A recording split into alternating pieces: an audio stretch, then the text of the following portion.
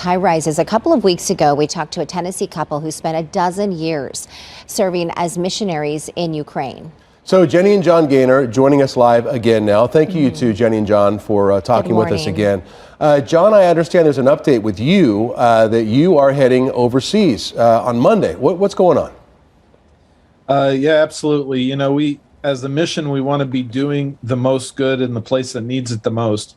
And so we have just tons of refugees, well over 1 million refugees. And it looks like that number is going to go a lot higher, flooding into Eastern Europe. And so they're coming into Poland a lot into Romania and to the surrounding countries. So I'm going to be going to Romania on Monday, taking a small team over to set up refugee sites.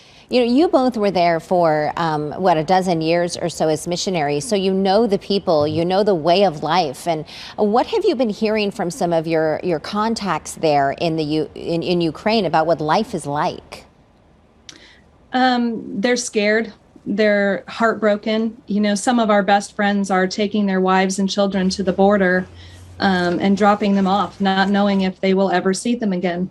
Mm-hmm. You know, and but the men are torn. You know, they say on one hand they're heartbroken. It's gut wrenching. I mean, look at their faces. Oh. You know, but they're saying at least they know now that their family is safe and they can return to continue to fight. Wow. You know, almost unimaginable to us here in the U.S., right? Because we've got this powerful military, plenty of manpower, but they are literally going back to some of these cities that are blown up, grabbing weapons. They're not trained necessarily, and preparing to die to defend their country. Absolutely. Yeah. Ukrainians will not just lay down. I mean, they are everybody that can is fighting, from grandmas to 18-year-old boys. They are all willing to fight. They're not prepared or willing to live under a Russian rule again. You know, when you say that they're ready to fight, there was something I believe that is happening in one of the old communities where you served. Is there being a bomb shelter that is being built there? Yeah, in fact, I mean, this is just one of many bomb shelters. This here is a church building that has a sort of a basement area. So they've set up beds and places for people to sit. They're going down to the bomb shelter 2-3 times every single day. Wow. When the sirens go off, because the Russians are firing indiscriminately into civilian areas.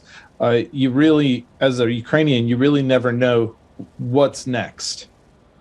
Yeah, John, we saw that. I don't know if you were able to see our air, but we had some video or some still frames up. Yeah. It looks like these are just apartment buildings that are being bombed out. So you understand people wanting to get the heck out of there. So what exactly are you bringing? What exactly are you planning on doing there in Romania next week? So we've ordered some containers that have been made into office type containers that have windows and doors, and then we'll be shuttling Ukrainians from the border deeper into Romania. This particular place that we're going to be working is near Bucharest. We have over 20,000 square meters of land, and so we're going to fill that up with refugee housing, and we have a kitchen and bathroom set up. And there's a lot of things to consider, things like how much electricity do you need to have for, for 15 housing units. Right. We're hoping to hold about 100 people in this particular camp, but there are camps all over the Eastern European countries and in Germany. And so they're doing a lot to ensure they have food, medicine. Many of them are going to come across the border under great stress and not have eaten well. So we need to make sure we can also provide medical aid to those refugees. John and Jenny, and either one can answer this question. I can't even imagine. I think from here in the United States, it's just like third world, country type of images that we get to see, and we feel helpless sometimes when we think about what is happening with families there in Ukraine. Is there any way that people can help you? Is there funding? Are there ways that we here in Arizona can help? Yeah, so we've set up a giving portal. It's at gokmusa.org.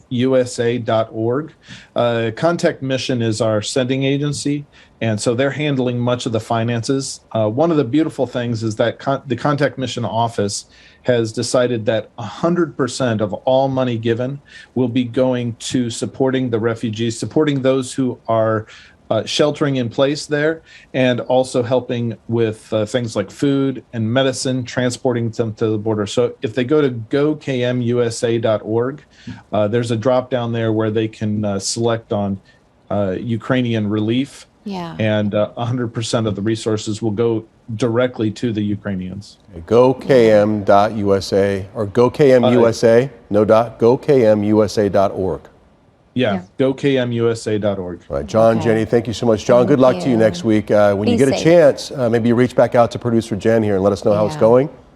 Yes, absolutely. All right. Okay, nice talking with both of you. Thank you so much. Thank you. Thank you.